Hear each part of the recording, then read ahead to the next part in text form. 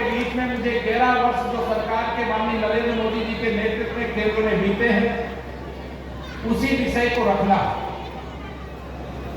वैसे ऐसा आज कुछ भी नहीं है जो आपसे छिपा हुआ है, मेरी माताओं बहनों से छिपा हुआ। आज हर बात आप भी जानते हैं, केवल मैं याद दिलाने का काम करूंगा। 2014 माननीय नरेंद्र मोदी जी के प्रधानमंत्री बनने से पहले देश निराशा के गर्त में डूबा हुआ था। भ्रष्टाचार और घोटालों का युग जैसे आ गया था। भारत कभी प्रगति कर पाएगा कि नहीं कर पाएगा, यह सोचा भी नहीं जा सकता था।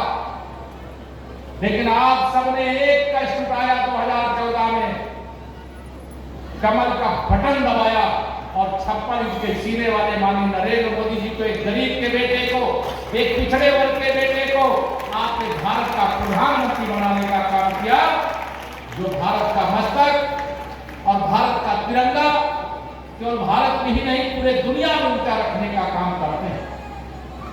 अगर मैं यहां पर बैठे हुए 2014 की याद दिलाऊं तो बहुत सारे लोग ऐसे होंगे कि 2014 से पहले जिनका बैंक में खाता ही नहीं खुला रहा होगा। लेकिन माननीय नरेंद्र मोदी जी ने प्रधानमंत्री जन धन योजना के माध्यम से देश में 63 करोड़ लोगों के बैंक में खाते खोलने का काम किया। और वह खाता इसलिए खोला था कि कांग्रेस की सरकार थी, वो कहते थे कि अगर हम दिल्ली से 1 रुपया भेजते हैं तो जिसके पास भेजते हैं पहुंचते पहुंचते 15 पैसा पहुंचता है।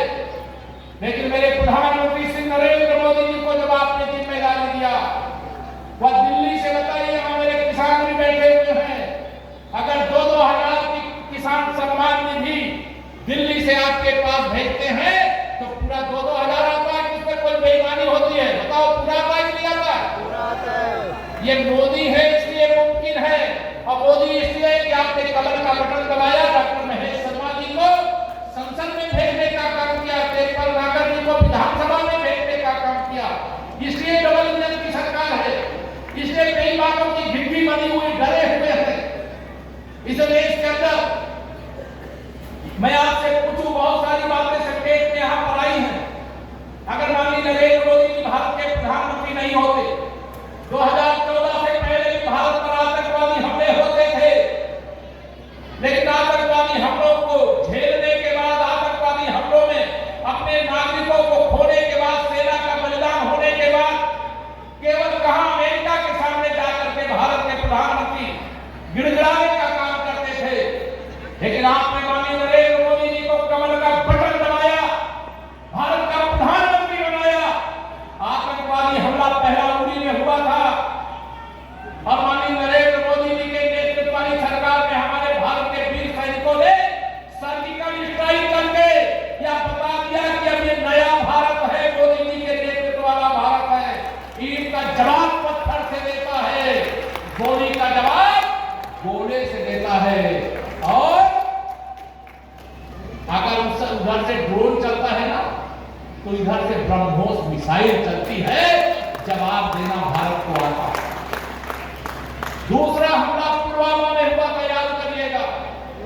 यह ऐसा भारत है जो कभी मार खाना जानता था, मारना नहीं जानता था। ताकत हमारे पास थी, लेकिन हम मार नहीं पाते थे।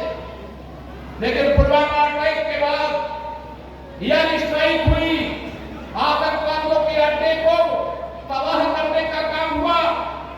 लेकिन अभी जब पहलगाम में हमारी माताओं बहनों को अलग बैठा करके उनके सिंदूर को उजाड़ने का अपराध किया, पाकिस्तान में पलने वाले आतंकवादियों ने, वहां की सरकार, वहां की सेना के इशारे पर, तो ऑपरेशन सिंदूर के माध्यम से पाकिस्तान को छठी का दूध दिला देने का काम किया।